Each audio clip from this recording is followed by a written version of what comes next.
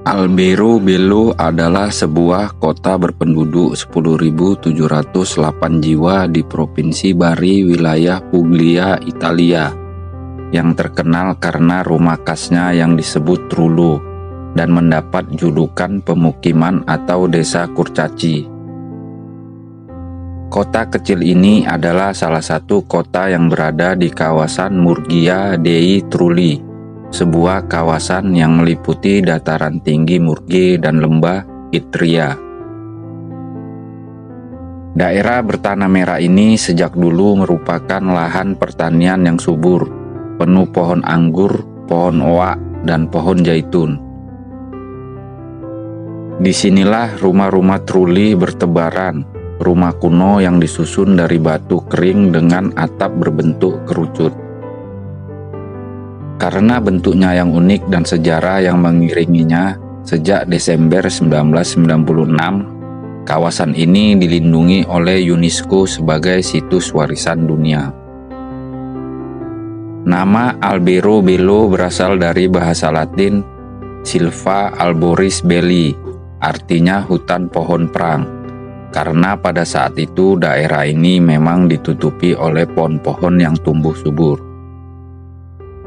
Menurut catatan sejarah, kawasan ini dibangun pada abad ke-14 oleh seorang tuan tanah yang merambah hutan di kawasan ini dan menjadikan perkebunan.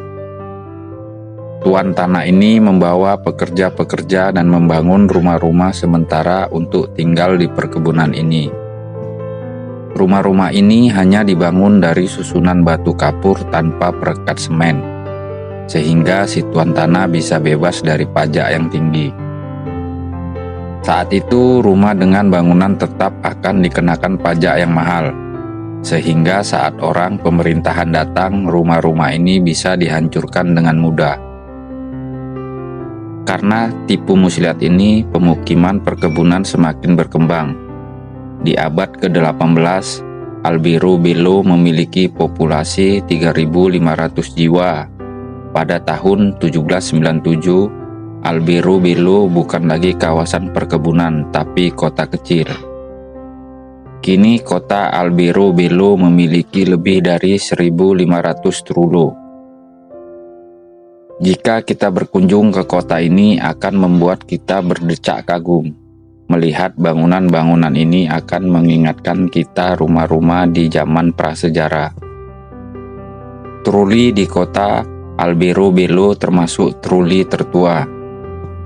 Trulli mempunyai struktur bangunan yang berfungsi sangat baik dan ekonomis.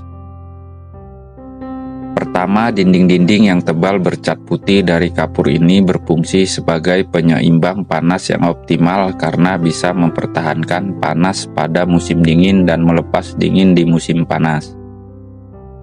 Kedua, atap bangunan yang berbentuk kerucut tanpa kayu atau tiang penopang ini berfungsi mengarahkan air hujan mengalir ke tempat penampungan air.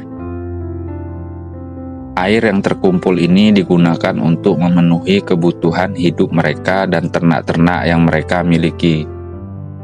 Sebuah contoh brilian dari arsitek-arsitek di masa itu, sebuah gaya arsitektur yang berbeda di zamannya.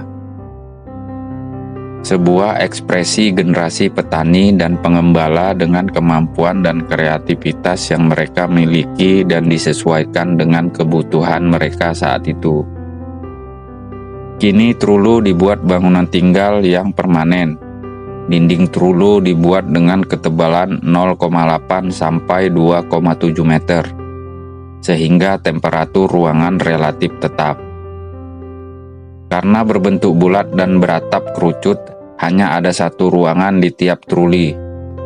Ruangan tersebut diisi oleh kasur, perapian, dan perabotan rumah lainnya. Kecil namun nyaman. Paling besar hanya bisa sampai 2 lantai. Ada yang menarik dari bangunan ini, yaitu simbol atau tanda di depan atapnya. Ternyata itu adalah simbol-simbol magis dan ritus keagamaan. Ada simbol kekristenan, simbol pagan, simbol geometris kuno, simbol astrologi, dan masih banyak juga simbol yang lain. Simbol yang beraneka ragam dan bervariasi ini merupakan bukti kalau masyarakat pada waktu itu memiliki asal-usul dan keyakinan berbeda. Di antara berbagai makna dari simbol-simbol ini, yang paling umum adalah simbol untuk melindungi keluarga yang tinggal di Trulu dari kuasa kegelapan atau kejahatan.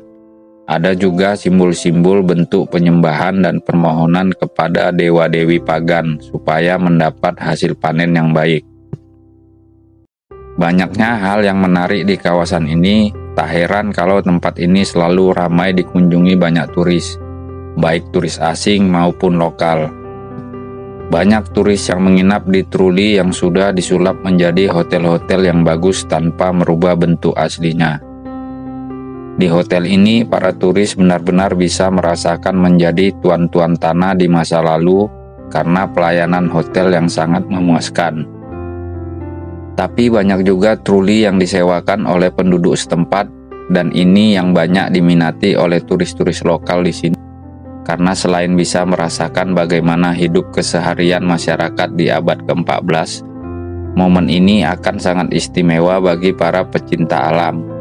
Dengan bersepeda bersama atau berjalan kaki mengikuti jejak-jejak sejarah yang meninggalkan banyak makna.